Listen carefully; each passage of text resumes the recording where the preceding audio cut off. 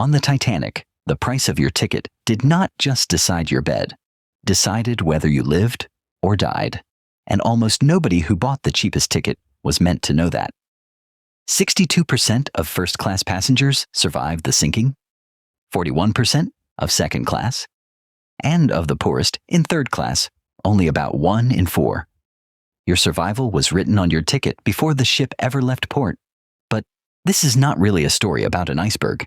It is a story about a ladder standing on its end, from the coal fires at the keel to the millionaires at the top, and how far the money reached when the water came in.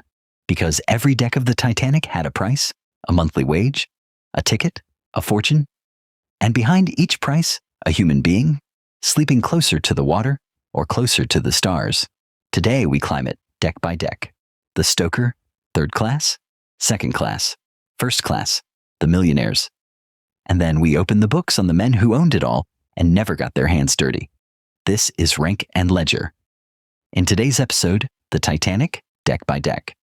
What each ticket cost, what each wage was worth, and what your place on the ladder truly bought you on the coldest night of 1912. We start at the very bottom of the ship, in the heat and the coal dust, with the men who never once saw the sea they were crossing. One thing before we climb. If you want to see who really gets paid in worlds like this, ships, empires, armies, subscribe now and leave a like. It genuinely decides whether this channel survives.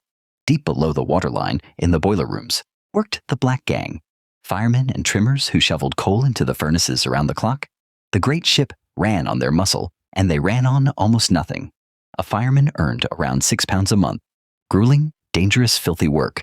For a wage, a comfortable passenger upstairs might spend on a single good dinner. They slept in cramped quarters at the front of the ship, worked 4-hour shifts in heat that could reach well over 50 degrees, and climbed narrow ladders up and down the guts of the ship. To the passengers, they were invisible. They kept the whole floating palace alive. There were nearly 300 of them in the engine and boiler crew, firemen to feed the furnaces, trimmers to haul the coal, greasers to tend the machinery. The Titanic burned around 600 tons of coal a day, and every ounce was moved by hand. And here is a detail history almost forgot. A fire had been smoldering in one of the Titanic's coal bunkers for days before she sailed, and it may have burned right through the voyage. The men at the bottom were fighting a fire below even before the ice above. And there were the engineers, some 30 of them, the skilled men who ran the engines and the electricity. When the end came, they stayed below at their posts to keep the lights burning and the pumps running as long as they could. Not one of the engineers survived, and on the night the ship struck the iceberg, these men, lowest and deepest of all, were among the first to face the sea, working to hold back the flooding while the water rose around their boots. Here is your first question, and answer it in the comments below. Dart. The men who powered the Titanic earned the least and stood closest to death. Do we remember the wrong people when we tell this story? Tell me below. Just above the coal fires in the lower decks were the passengers who had spent everything they had for a single ticket. Third class? Steerage? The bottom of the paying ladder. A third-class ticket cost about 7 pounds. It does not sound like much, but to a laborer earning perhaps 100 pounds in a whole year, it was weeks of wages, often the family's entire savings, spent on a one-way passage to a new life in America. They came from everywhere: Irish villagers, Scandinavian farmers, Lebanese and Italian families, all chasing the same dream across the same ocean.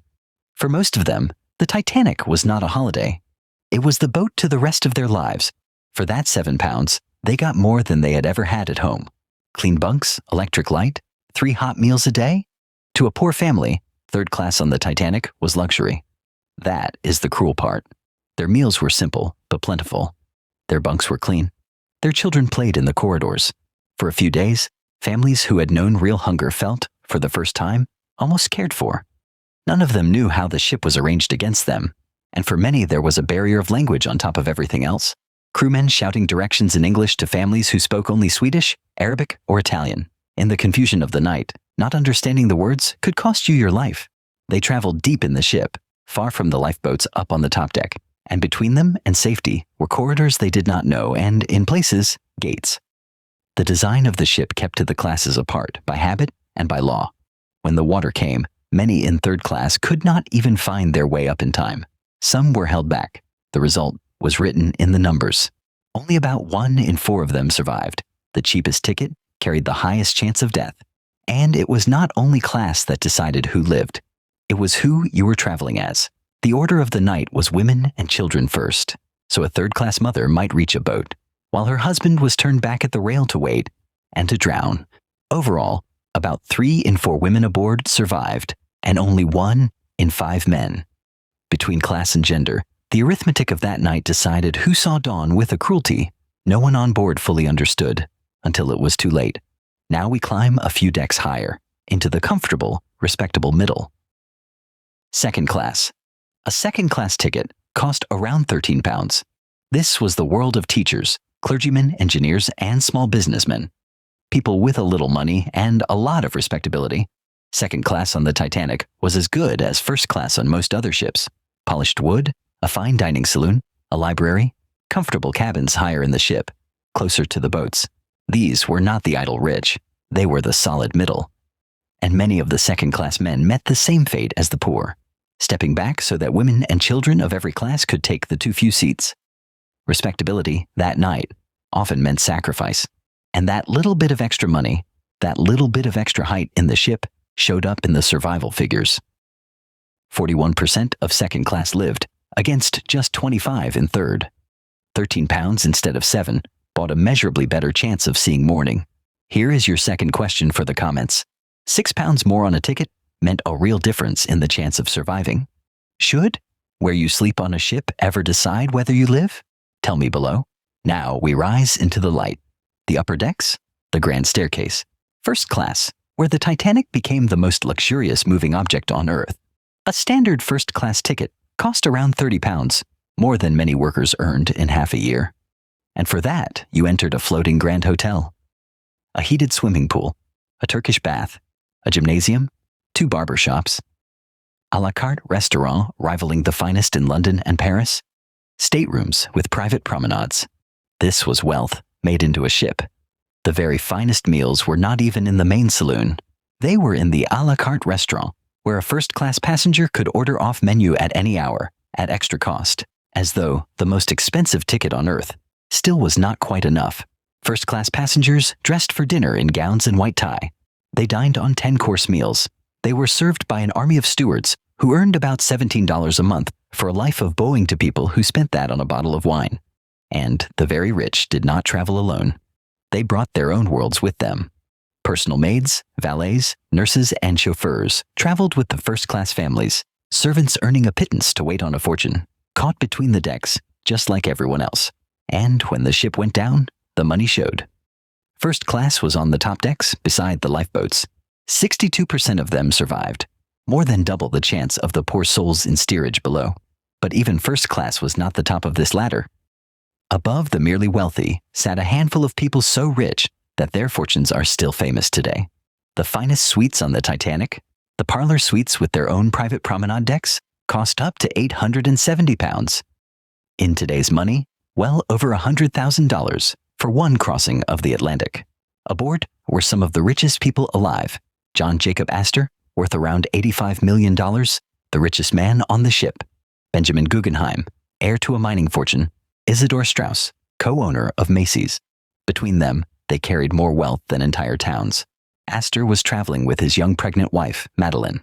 He put her safely into a lifeboat, was refused a seat himself, and stepped back. She lived. He did not. Their child would be born months after his father lay at the bottom of the Atlantic. And then there was Margaret Brown, an American millionaire who took an oar, steadied the frightened, and demanded her half-empty boat go back for survivors. The newspapers called her the unsinkable Molly Brown. Wealth in her hands became courage. And here the story turns, because for all their money, the sea did not read their bank statements. Astor, the richest man aboard, died in the water. Guggenheim, it is said, changed into evening dress to die like a gentleman. Straus and his wife chose to stay together rather than take a seat. Money bought the millionaires the best of everything, a better chance, the nearest boats.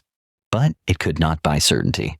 The ledger of that night was cruel to the poor, but it was not always kind to the rich. Some of the wealthy behaved with extraordinary grace. The Countess of Roths took an oar and helped row her lifeboat through the night. Others fought for seats. Wealth revealed character, but it could not rewrite the odds. Money bought a better chance, Never a certain one. So who truly won on the Titanic? Not the passengers, not the crew. To find them, we have to leave the ship entirely and look at the men whose names were on the ownership papers. The Titanic belonged to the White Star Line, which in turn belonged to a giant American trust controlled by one of the richest men in history, the banker, J.P. Morgan. He had a suite booked on the maiden voyage. He canceled at the last minute. Morgan's company had a motive that shaped the whole disaster. To make the great liners profitable and beautiful, you did not clutter the top deck with ugly rows of lifeboats. So, the Titanic sailed with lifeboats for barely half the souls aboard. She carried 20 boats, room for about 1,100 people. There were more than 2,200 aboard. The law only required lifeboats by the ship's tonnage, not by the number of lives. So on paper, the Titanic was perfectly legal, and over 1,000 seats short. That single decision, boats by tonnage and not by people, is the truest ledger line of the whole disaster. More than 1,500 people died, not only because of an iceberg, but because someone, somewhere, had decided their lives did not need to be counted. There were smaller failures too, each one a tiny ledger of neglect. The lookouts in the crow's nest had no binoculars that night. A ship called the Californian sat close enough to see the distress rockets and did not come. Small economies, small silences, and the toll was enormous. And the chairman of the line, J. Bruce Ismay, the man who sailed on the maiden voyage to celebrate his creation, found a seat in a lifeboat and survived, while more than 1,500 people below him did not. He lived for decades after, his name a byword for the man who saved himself. The inquiries that followed changed the law forever. Enough lifeboats for every soul, constant radio watch, an ice patrol across the Atlantic. 1,500 deaths bought safety rules that protect every passenger at sea to this day. The bill was paid in people. Her White Star and its American owners sailed on. The company survived the disaster, collected on its insurance, and kept trading for years. The men who owned the ledger closed one terrible page and opened the next. That, in the end, is who the sea was kindest to. But the cruelest line in the whole ledger belongs to the crew, because the moment the Titanic sank beneath the waves, the White Star Line stopped their pay. The stokers, the stewards, the seamen, every crew member who died holding that ship together, stopped earning their few pounds a month the instant the ship went under. Their families were paid only up to the second the sea took them.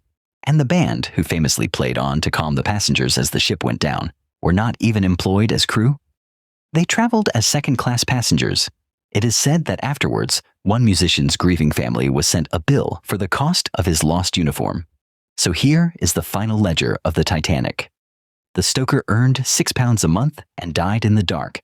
The steerage family spent their savings for the highest chance of drowning. The middle class bought a slightly better chance with a slightly bigger ticket. First class bought the best odds of all. The millionaires learned money has limits, and the owners, the men whose fortunes the whole ship was built to grow, either canceled their ticket or climbed into a lifeboat and lived. On the Titanic, your deck was your destiny. The higher your ticket carried you, the closer you slept to the lifeboats, and the better your chance of morning. Money did not just buy comfort on that ship. It bought altitude, and altitude bought life. So here is your last question, and it is the one that matters most. A century later, when disaster strikes, do the poor still drown first while the wealthy reach the boats? Or has the latter finally changed? Tell me below. I read every comment. If this story held you, do the two things that keep this channel climbing. Leave a like and subscribe to Rank and Ledger, because next time we open the books on a whole new world and a whole new ladder.